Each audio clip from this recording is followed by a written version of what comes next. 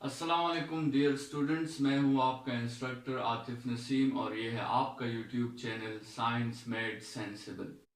आज के लेक्चर में हम फर्स्ट ईयर के फिजिक्स कोर्स का चैप्टर नंबर 8 स्टार्ट करने वाले हैं, दैट इज अबाउट वेव्स। आपके साथ जो है इस चैप्टर में हम वेव्स को डिफाइन करेंगे, वेव्स के डिफरेंट टाइप्स डिस्कस करेंगे और वेव्स की इंटरफेरेंस डिस्कस करेंगे, वेव्स की सुपरपोजिशन डिस्कस करेंगे, मुख्तलिफ टाइप्स ऑफ वेव्स हम डिस्कस करेंगे जो कि लॉन्गिट्यूडनल वेव्स हैं, ट्रांसवर्स वेव्स हैं, इलेक्ट्रोमैग्नेटिक वेव्स हैं, मैकेनिकल वेव्स हैं, ठीक है। और इसके अलावा हम जो है वेव्स के साथ डिफरेंट जो है एक्सपेरिमेंट्स करेंगे और वेव की स्पीड और उसकी डिफरेंट प्रॉपर्टीज इस चैप्टर में हम फाइंड कर सकते हैं। तो स्टार्ट लेते हैं चैप्टर नंबर 8 का और उसमें सबसे पहले हम वेव्स को डिफाइन करते हैं कि वेव्स असल में है क्या चीज़। वेव्स के लिए मुख्तलिफ डिफिनीशंस हैं आपके साथ जो मुख्तलिफ एजेस में डेवलप हुई, और उनमें से जो सबसे मॉडर्न डिफिनीशन है वेव्स के बारे में वो ये है कि waves are actually energy in transit. Waves क्या है? ये एनर्जी के मोशन का एक मेथड है।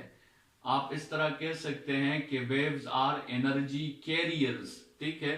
वेव्स क्या करती हैं? ये एक पॉइंट से दूसरे पॉइंट तक एनर्जी को अपने साथ ले जाती है। तो waves are energy in transit या वेव्स आर एनर्जी कैरियर्स, ठीक है। ये एनर्जी को कैरी करने का काम ये मैटर भी कर सकता है। लेट्स सपोज अगर मैं इस मार्कर को थ्रो करता हूं तो ये मार्कर अपने साथ काइनेटिक एनर्जी या ये मार्कर अपने साथ हीट एनर्जी या ये मार्कर अपने साथ पोटेंशियल एनर्जी ले जाकर किसी दूसरे बॉडी को ये ट्रांसमिट कर सकता है, ठीक है। ये मार्कर अपने साथ एनर्जी और मोमेंटम मूव करता है और ये जब कोलाइड करता है दूसरे पार्टिकल्स के साथ तो ये अपनी एनर्जी का कुछ हिस्सा उन दूसरे पार्टिकल्स को दे सकता है। तो हम कह सकते हैं कि मैटर आर एनर्जी कैरियर्स, ठीक है। और इसी तरह वेव्स भी क्या करते हैं? वेव्स भी एक पॉइंट से दूसरे पॉइंट तक आपके लिए एनर्जी को ट्रांसफर करते हैं, आपके लिए एनर्जी को पहुंचाते हैं from one point to another या from higher concentration to lower concentration.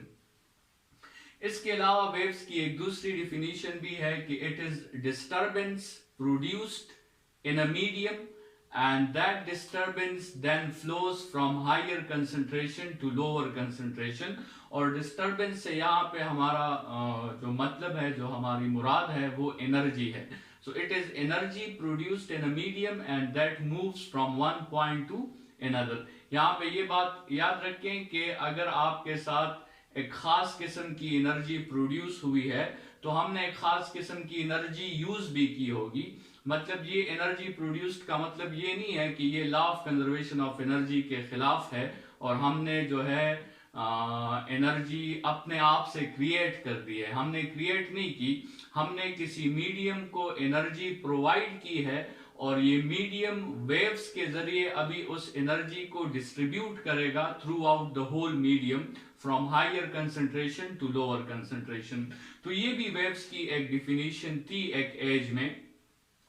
हमारे साथ वेव्स की एक पार्टिकुलर टाइप है जिसे हम आगे पढ़ेंगे, मैकेनिकल वेव्स। उसकी एक डिफिनीशन भी मौजूद है और मैकेनिकल वेव्स की डिफिनीशन ये है कि it is a pattern made by the medium particles due to which energy can flow from higher concentration to lower concentration, ठीक है। जब हम किसी मीडियम को डिस्टर्ब करते हैं, किसी मीडियम को हम एनर्जी प्रोवाइड करते हैं तो वो मीडियम एक पैटर्न बनाना शुरू कर देता है, ठीक है।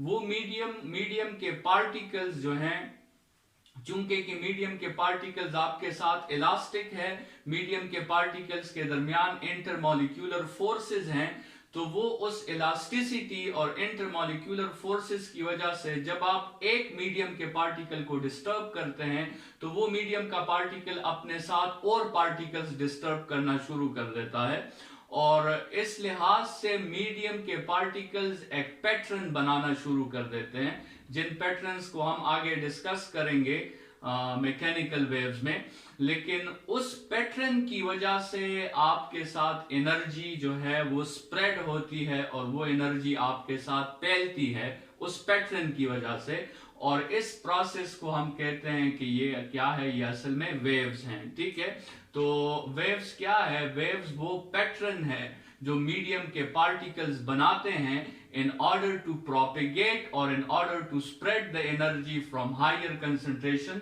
to lower concentration. ये वेव्स की आपके साथ कुछ डिफिनीशंस थी। अभी आते हैं टाइप्स ऑफ वेव्स की तरफ। टाइप्स ऑफ वेव्स में हमारे साथ 3 मेजर टाइप्स हैं वेव्स की। सबसे पहले टाइप को हम मैकेनिकल वेव्स कहते हैं, फिर हमारे साथ इलेक्ट्रोमैग्नेटिक वेव्स आती हैं और आखिर में हमारे साथ मैटर वेव्स आती हैं। ये जिस ऑर्डर में मेंशन है उसी ऑर्डर में इनकी स्टडी भी हुई है। मतलब सबसे पहले जो हमने वेव्स को स्टडी किए हैं, हमने मैकेनिकल वेव्स को स्टडी किए हैं, फिर उसके बहुत अरसे बाद इलेक्ट्रोमैग्नेटिक वेव्स डिस्कवर हुई, जो मैक्सवेल ने इलेक्ट्रोमैग्नेटिक थ्योरी पेश की, वहां से उसने इलेक्ट्रोमैग्नेटिक वेव्स की डिस्कवरी की, और फिर मॉडर्न फिजिक्स में मैटर वेव्स जो हैं वो डिस्कवर हुए। तो जिस ऑर्डर में ये मेंशन है इसी ऑर्डर में इसकी स्टडी भी हुई है। मतलब सबसे पहले जब हमने वेव्स की स्टडी स्टार्ट की तो हमारे साथ सिर्फ मैकेनिकल वेव्स थी, फिर उनमें इलेक्ट्रोमैग्नेटिक वेव्स भी शामिल हुई और फिर लास्ट में उनमें मैटर वेव्स भी शामिल हुई। तो सबसे पहले स्टार्ट करते हैं और मैकेनिकल वेव्स को डिफाइन करते हैं। मैकेनिकल वेव्स वो वेव्स हैं जिसको प्रोपिगेशन करने के लिए मीडियम की जरूरत मौजूद होती है, जो मीडियम के बगैर प्रोपिगेट नहीं कर सकते, जो मीडियम के बगैर स्प्रेड नहीं कर सकते, मीडियम के बगैर जिसकी एनर्जी फैलती नहीं है और आपके साथ ट्रैप्ड हो जाती है एनर्जी, एक पॉइंट से दूसरे पॉइंट तक नहीं जा सकती, और उसके प्रोपिगेशन के लिए मीडियम मस्ट होता है। तो इस किस्म के वेव्स को हम मैकेनिकल वेव्स कहते हैं। सिंपल डिफिनीशन है कि वो वेव्स जिसमें मीडियम की रिक्वायरमेंट हो, जिसमें प्रोपिगेशन के लिए मीडियम जरूरी हो, उन वेव्स को हम मैकेनिकल वेव्स कहते हैं। फिर दूसरी कैटेगरी हमारे साथ इलेक्ट्रोमैग्नेटिक वेव्स हैं। इलेक्ट्रोमैग्नेटिक वेव्स वो वेव्स हैं जो मीडियम की रिक्वायरमेंट नहीं रखते, जो मीडियम के बगैर भी प्रोपेगेट हो सकते हैं और मीडियम के बगैर वो एक पॉइंट से दूसरे पॉइंट तक अपनी एनर्जी पहुंचा सकते हैं। उन किस्म के वेव्स को हम मैकेनिकल वेव्स कहते हैं, इलेक्ट्रोमैग्नेटिक वेव्स कहते हैं। और तीसरी कैटेगरी जो है वो मैटर वेव्स की है।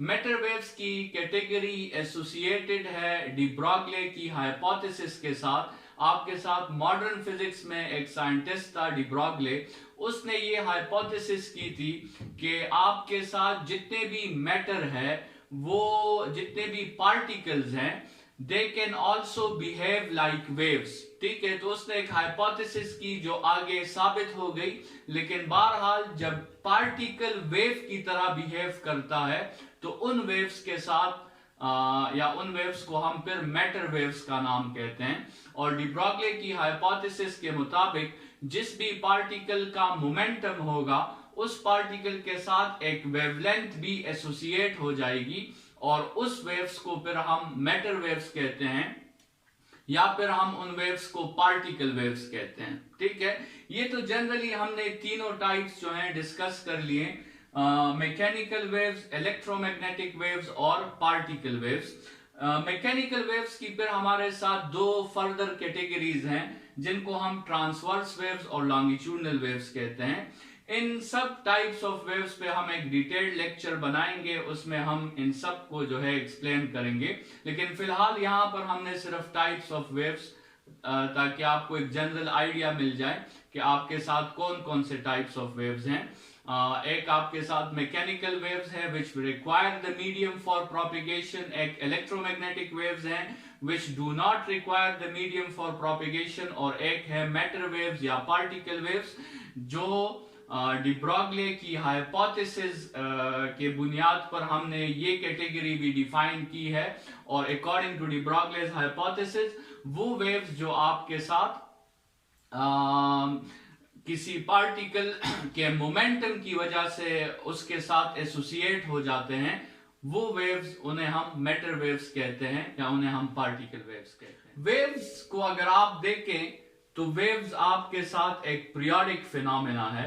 आपके साथ जो डिस्टरबेंस है, जब वो फैलती है एक पॉइंट से दूसरे पॉइंट तक, या वो डिस्टरबेंस जब स्प्रेड होती है एक पॉइंट से दूसरे पॉइंट तक, तो एक पीरियोडिक फिनोमेना के थ्रू आपके साथ वो स्प्रेड होती है। तो वेव्स को एक्सप्लेन करने से पहले और इस पे डिफरेंट कैरेक्टरिस्टिक्स अप्लाई करने से पहले और वेव्स के साथ डिफरेंट एक्सपेरिमेंट्स करने से पहले जरूरी है कि हम पीरियोडिक मोशन को समझें कि पीरियोडिक मोशन आपके साथ क्या चीज है। पीरियोडिक मोशन आपके साथ एक ऐसा मोशन, एक ऐसा फिनोमेना है जो अपने आप को बार बार रिपीट करता हो, जो अपने आप को और अपनी कैरेक्टरिस्टिक्स को बार बार रिपीट करता हो in equal intervals of time. That motion is called periodic motion. A motion that repeats it's characteristics after constant interval of time is called periodic motion. ठीक है, इसकी बहुत सी एग्जांपल्स हैं आपके साथ अगर आप अर्थ की जो है वो सर्कुलर मोशन कंसिडर कर लें सन से, तो हमें पता है कि अर्थ जो है वो 1 ईयर में सन से एक सर्कुलर मोशन कर लेता है। सो ये मोशन एक पीरियोडिक मोशन है, क्योंकि हर एक साल बाद जो है अर्थ एक साइकिल कंप्लीट करेगा। तो ये एक हमारे साथ पीरियोडिक मोशन है जो अपने आप को रिपीट कर रहा है। इसी तरह अगर आप अर्थ के रोटेशंस, जो स्पिनिंग मोशन कंसिडर करें, तो हमें पता है कि अर्थ 24 आवर्स में एक स्पिन कंप्लीट करता है। तो वो भी आपके साथ एक पीरियोडिक मोशन है और वो भी अपने आप को बार बार रिपीट करता है इन 24 आवर्स। इसी तरह अगर आप एक हेल्दी पर्सन की हार्ट रेट कंसिडर कर लें, तो एक हेल्दी नॉर्मल पर्सन की हार्ट रेट जो होती है वो 72 टाइम्स पर मिनट होती है। तो ये भी हर मिनट में 72 टाइम्स आपके साथ जो है अपने आप को, अपनी कैरेक्टरिस्टिक्स को ये रिपीट करता है। तो ये भी एक पीरियोडिक मोशन है। इसी तरह अगर आपके साथ एक सिंपल पेंडुलम है, वो वाइब्रेट कर रहा है, तो वो भी एक पीरियोडिक मोशन है। या एक मास स्प्रिंग सिस्टम है, वो वाइब्रेट कर रहा है, तो वो भी एक पीरियोडिक मोशन है। इसके अलावा आप अपनी डेली लाइफ में बहुत सी पीरियोडिक मोशंस जो हैं वो कंसिडर देख सकते हैं, एक्सपीरियंस कर सकते हैं। अगर आपके क्लास के टाइम्स की इंटरवल्स आप देख लें, तो आपके साथ 40 मिनट्स के बाद एक बेल होती है। ठीक है, तो ये भी अगर आप देखें तो ये क्लास का टाइम जो है ये भी एक पीरियोडिक फिनोमेना के थ्रू आगे बढ़ रहा है। और मेरे ख्याल में इसीलिए इस क्लास इंटरवल के एक टाइम को हम पीरियड कहते हैं। तो ये आपके साथ पीरियोडिक मोशन है। ठीक है, तो ऐसा मोशन जो अपनी कैरेक्टरिस्टिक्स को बार बार रिपीट करता हो, that motion is called periodic motion. अगर आप साबित कर दें कि एक मोशन जो अंडर स्टडी हो, अगर आप उस मोशन को साबित कर दें कि that motion is periodic, so then life becomes so much easier. उसका रीजन ये है कि पीरियोडिक मोशन के लिए आप सिर्फ एक ही साइकिल स्टडी करते हैं और एक साइकिल से ज्यादा स्टडी करने की जरूरत नहीं होती, क्योंकि आपके साथ आपको पता होता है कि वही चीजें बार बार रिपीट हो रही हैं। तो पीरियोडिक मोशन में आप सिर्फ एक साइकिल स्टडी करते हैं। लेकिन अगर एक मोशन आपके साथ पीरियोडिक नहीं है, तो फिर उसके लिए आपको कंप्लीट मोशन जो है वो डिस्कस करना होगा। लेकिन अगर आप साबित कर लेते हैं कि एक मोशन पीरियोडिक है, तो फिर आपके लिए अच्छी बात यह होगी कि आप उस मोशन का सिर्फ एक साइकिल या सिर्फ एक कंप्लीट राउंड ट्रिप या सिर्फ एक वाइब्रेशन आप स्टडी करेंगे और पूरे मोशन को आपको स्टडी करने की जरूरत नहीं होगी, क्योंकि वो पूरा मोशन जो है आपको पता है कि वही कैरेक्टरिस्टिक्स बार बार आपके साथ रिपीट होंगी। पीरियोडिक मोशन के लिए कुछ फिनोमेनाज हैं, कुछ टर्म्स हैं, कुछ टर्मिनोलॉजीज हैं जो हम डिफाइन करते हैं। और उनमें से सबसे पहली टर्मिनोलॉजी आपके साथ time period for a periodic motion है। Time period for a periodic motion को हम इस तरह डिफाइन करते हैं कि it is the time required to complete one cycle. आपके साथ वो टाइम जो एक साइकिल के लिए रिक्वायर होता है, एक वाइब्रेशन के लिए रिक्वायर होता है, that time is called time period. ठीक है, और चूंकि हमने जो डिफिनीशन में यहां पे ये कांस्टेंट इंटरवल की बात की है, वो कांस्टेंट इंटरवल जिसमें बार बार वो मोशन अपने कैरेक्टरिस्टिक्स को रिपीट करता है, that constant interval is called time period. ठीक है, और it is defined as the time which is taken for one complete cycle. ठीक है, एक कंप्लीट साइकिल के लिए जितना टाइम रिक्वायर होता है, that is called time period.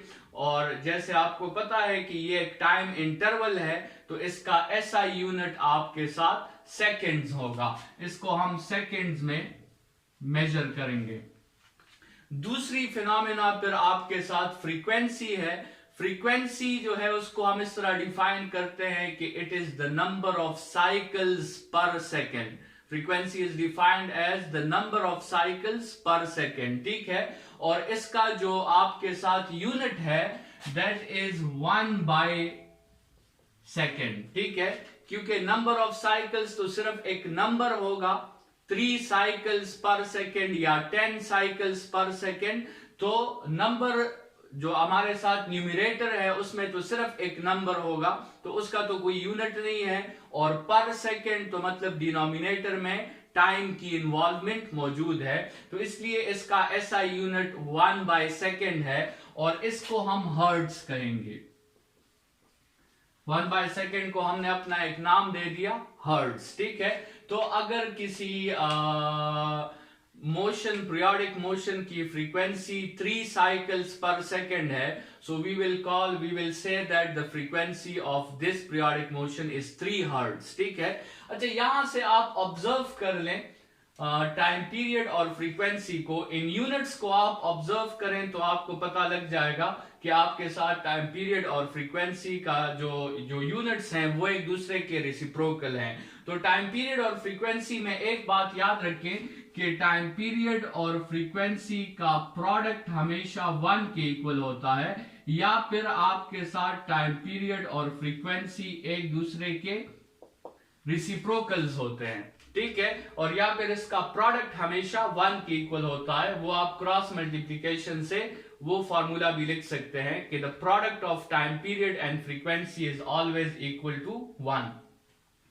तीसरे नंबर पे आपके साथ वाइब्रेशन या ऑसिलेशन आता है। तो जनरली तो वाइब्रेशन और ऑसिलेशन को हम एक ही कैटेगरी में रखते हैं, लेकिन इसमें छोटा सा फर्क जो है वो मौजूद है। वाइब्रेशन को हम डिफाइन करते हैं 1 कंप्लीट राउंड ट्रिप, लेकिन ऑसिलेशन को हम हाफ राउंड ट्रिप डिफाइन करते हैं। मतलब आप कह सकते हैं कि 1 वाइब्रेशंस में आपके साथ 2 ऑसिलेशंस होते हैं। ठीक है, आपके साथ एक वाइब्रेशन में 2 ऑसिलेशंस होते हैं। ठीक है, तो लेकिन जनरली ये वर्ड जो है ये कॉमनली इस्तेमाल होते हैं, दोनों के लिए सेम इस्तेमाल होते हैं, लेकिन आप इस फर्क को समझें। Vibration is 1 complete round trip and oscillation is half round trip. ठीक है, तो इसका मतलब ये हुआ कि 1 vibration is composed of 2 oscillations. फिर इसके बाद वेवलेंथ आती है। वेवलेंथ जो है it is the interval of 1 wave. ठीक है, एक वेव की लेंथ को हम वेवलेंथ कहते हैं, और ये वेवलेंथ हम फिर डिटेल में डिफाइन करेंगे जब हम वेव्स की टाइप्स पर डिस्कशन कर लें और ट्रांसवर्स और लॉन्गिट्यूडनल वेव्स को हम डिस्कस कर लें। लेकिन यहां पर वेव की डिफिनीशन आपको पहले से भी क्लियर है वेवलेंथ की, कि it is the interval between 2 consecutive crusts, या it is the interval between 2 consecutive troughs in the case of transverse waves. But in the case of longitudinal waves, wavelength is the interval between 2 consecutive compressions, or it is the interval between 2 consecutive rarefactions. ठीक है, तो ये आपके साथ जो है wavelength की definition है। Displacement ये किसी particle का इंस्टेंटेनियस पोजीशन है with respect to mean position.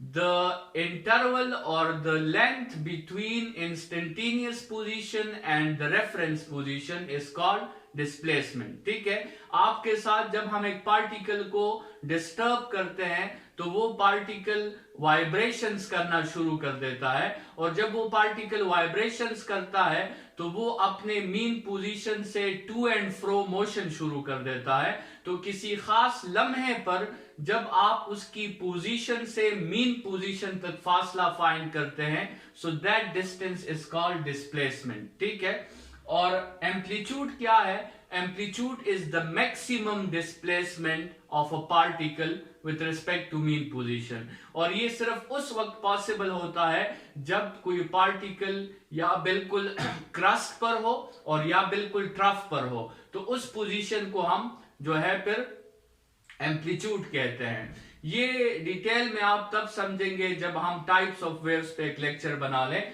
लेकिन फिलहाल इस तरह समझ लें कि आपके साथ ये पार्टिकल्स की पोजीशन है किसी ट्रांसवर्स वेव में। ठीक है, ये हमने पार्टिकल्स की पोजीशंस आपको शो कर दी। इस पे कुछ पार्टिकल्स आपके साथ रेफरेंस पे है, कुछ पार्टिकल्स रेफरेंस से ऊपर है और कुछ पार्टिकल्स रेफरेंस से नीचे हैं। इसमें अगर हम एम्पलीट्यूड की बात करें तो ये जो मैक्सिमम डिस्प्लेसमेंट है ये आपके साथ एम्पलीट्यूड्स हैं। ठीक है, तो एम्पलीट्यूड्स आर मैक्सिमम डिस्प्लेसमेंट्स, और इसके अलावा जो ये इंस्टेंटेनियस आपको जितने भी डिस्प्लेसमेंट्स नजर आ रहे हैं इनको हम सिर्फ डिस्प्लेसमेंट्स कहेंगे, लेकिन जो मैक्सिमम डिस्प्लेसमेंट होगा उसे हम फिर एम्पलीट्यूड का नाम देंगे। फिर आपके साथ प्रॉपर्टी नंबर 8 है, कैरेक्टरिस्टिक नंबर 8 है, वो है स्पीड ऑफ अ वेव। ठीक है, तो वेव की स्पीड जो है वो हम इस तरह डिफाइन करते हैं कि the distance which is propagated by a wave in a unit time. ठीक है, या total distance which is covered by a wave in the total amount of time is called speed of wave. मतलब आपके साथ speed of wave का formula क्या होगा? Distance divided by time. लेकिन अगर हम इस स्पीड को सिर्फ एक साइकिल के लिए मेंशन करें, जैसे हमने ऑलरेडी स्टडी किया है कि पीरियोडिक मोशन के लिए हम सिर्फ एक साइकिल के लिए अपनी स्टडी करते हैं, तो एक साइकिल के लिए हमारे साथ जो डिस्टेंस होगा that would be replaced by wavelength, और जो टाइम होगा that would be replaced by time period. तो आपके साथ फॉर्मूला और डिस्टेंस, ये स्पीड की जगह हम अक्सर v सिंबल भी यूज करते हैं, तो v is equal to wavelength divided by time period, और इस 1 बाय टाइम पीरियड की जगह आप फ्रीक्वेंसी भी पुट कर सकते हैं, तो आपके साथ आ जाएगा v is equal to F lambda.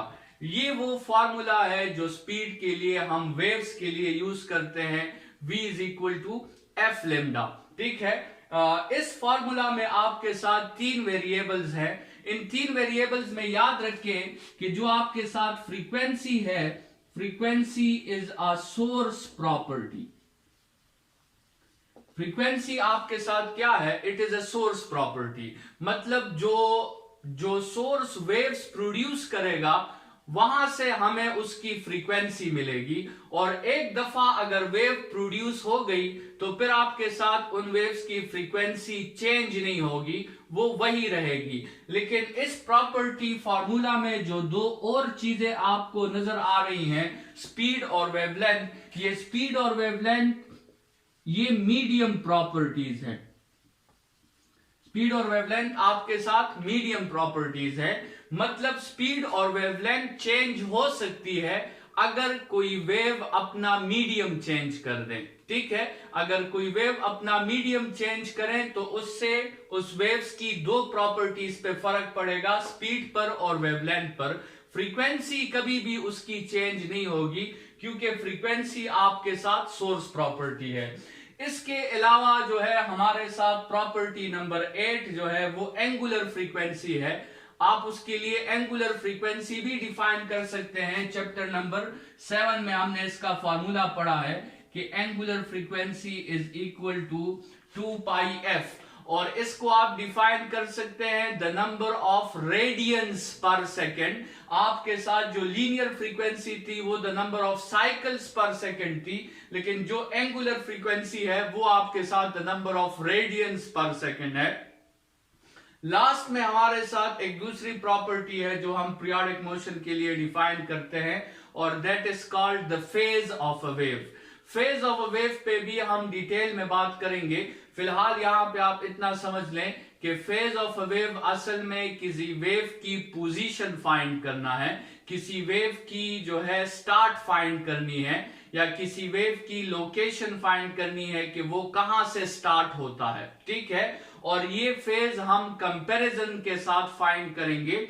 हमारे साथ एक रेफरेंस मॉडल होगा, हमारे साथ एक स्टैंडर्ड मॉडल होगा, और हम हर वेव को उस स्टैंडर्ड के साथ कंपेयर करके बताएंगे कि इस वेव का फेज जो है वो कितना है, या ये वेव या ये वाइब्रेशन कहां से स्टार्ट लेती है, या ये पीरियोडिक मोशन कहां से स्टार्ट लेती है।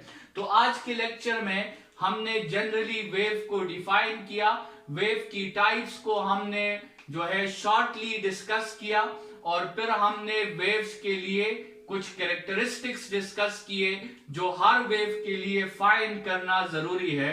अगर आपका क्वेश्चन आता है कि स्टडी दिस वेव, इस वेव को आप स्टडी करें, तो उनका मतलब ये होगा कि आप उस वेव के लिए ये सारी प्रॉपर्टीज फाइंड करें। आप उसके लिए time period, frequency, amplitude, wavelength, displacement, speed, angular frequency और उसका फेज फाइंड करें। इन कैरेक्टरिस्टिक्स के जरिए हम किसी वेव को कंप्लीटली डिफाइन कर सकते हैं, कंप्लीटली एक्सप्लेन कर सकते हैं और कंप्लीटली अंडरस्टैंड कर सकते हैं। जी स्टूडेंट्स, ये आपके साथ एक एनिमेशन है जिससे आप ऑब्ज़र्व कर सकते हैं कि आपके साथ ट्रांसवर्स वेव्स जो हैं वो किस तरह बनती है।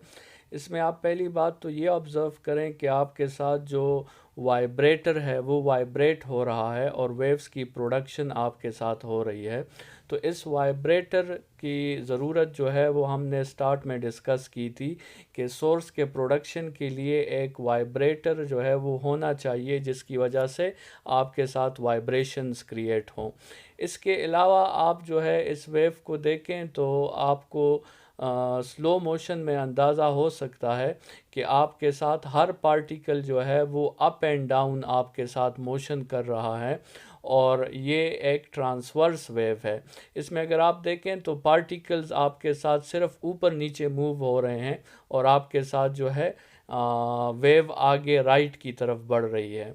आप इसकी जो है एम्पलीट्यूड भी फाइंड कर सकते हैं और इसकी वेवलेंथ भी फाइंड कर सकते हैं। वेवलेंथ जो है वो the interval between two consecutive crusts हैं, और एम्पलीट्यूड आपके साथ जो होगा वो आपके मीन पोजीशन से एक्सट्रीम पोजीशन तक जो फासला होगा दैट वुड बी एम्पलीट्यूड।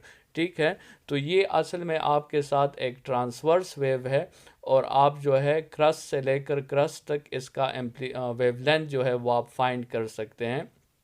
ये ट्रांसवर्स वेव इसलिए है क्योंकि आपके साथ वेव जो है वो टू द राइट प्रोपिगेट हो रही है, लेकिन आपके साथ जो मीडियम पार्टिकल्स हैं वो अप एंड डाउन मूव कर रहे हैं, वो आपके साथ जो है ऊपर नीचे मूव कर रहे हैं, और वेव आपके साथ राइट की तरफ प्रोपिगेट हो रही है।